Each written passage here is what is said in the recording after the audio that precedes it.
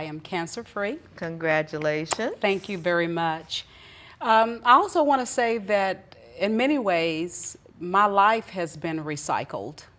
I have reduced toxicity in my life. I have taken the old life that I had and made something new of it. Of course, I recycle.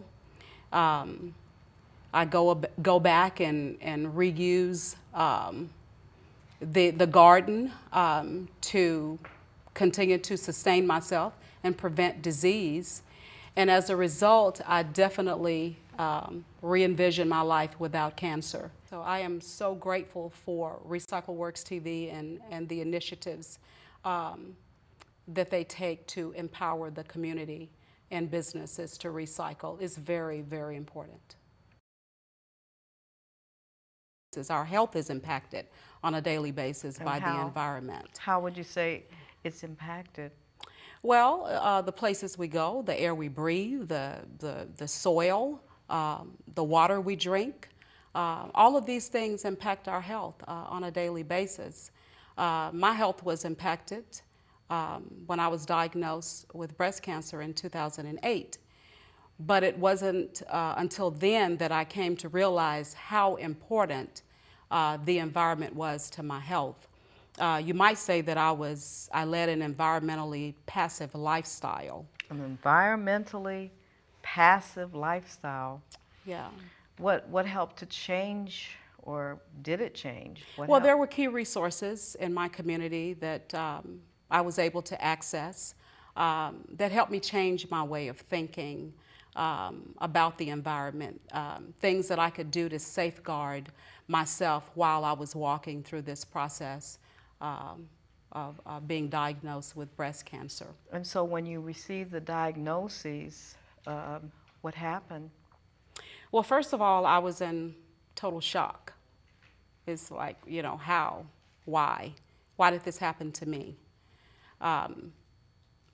And then after I inhaled that diagnosis, the next breath I exhaled was to empower myself on how to live and survive this diagnosis and be able to tell my story. Oh, well, thank you, Ms. Bolden. So after you made a decision, what happened? After I made a decision, well, one of the things that I did to empower myself, as I stated earlier, was to surround myself with key resources to help me enter a green lifestyle,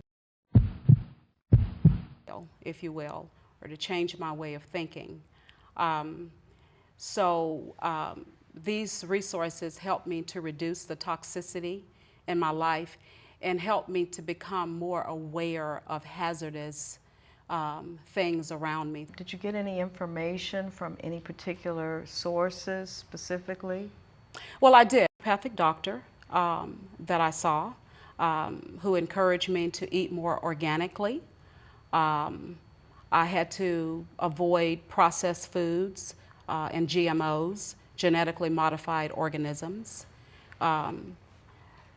These things, all create toxicity in your body. So my naturopathic doctor encouraged me to avoid processed foods. Okay.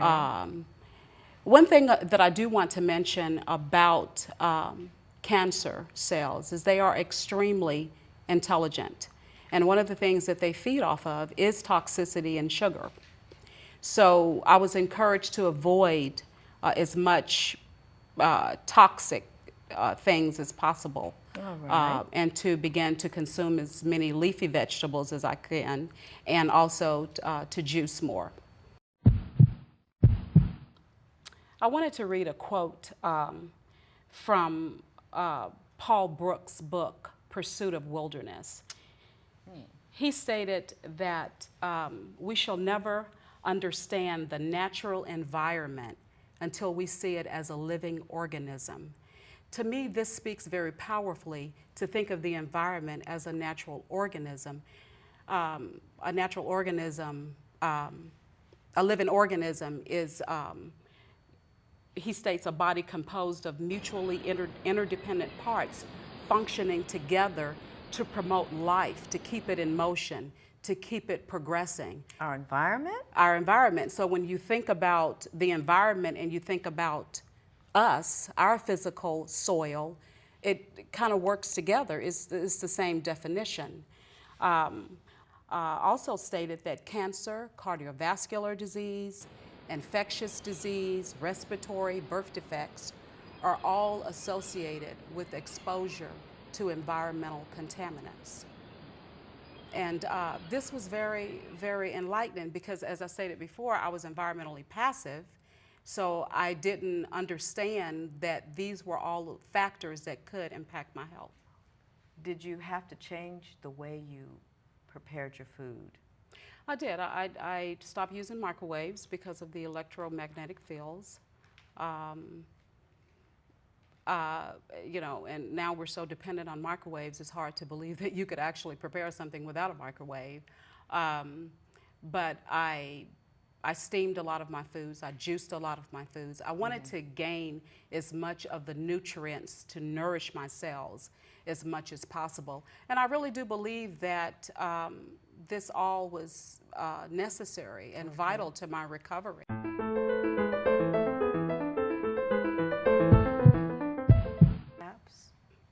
Yeah, when I came to my moment of clarity, as I stated, I needed to make a lifestyle change. And I want to make the same challenge to the audience today. Will you continue to be environmentally passive, or will you do something about your environment? All right. The challenge is on the table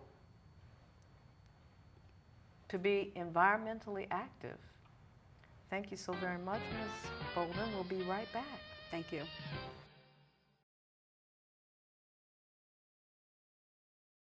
Knowing that my life had changed and I needed to respond to that change, either in a negative or a positive way. So it was a personal choice. And even though it was a personal choice, it still affected many people, places, and things, just like recycling. Recycling is a personal choice, but it affects many people, places, and things.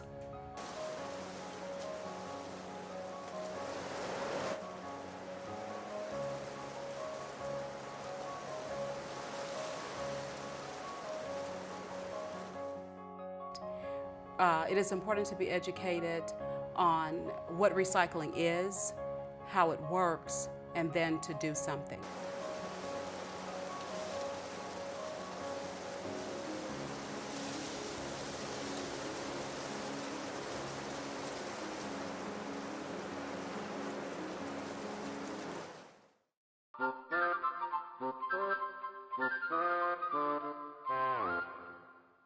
This is Tanya Starks and Glorya Bolden saying thank you again for coming to Recycling Works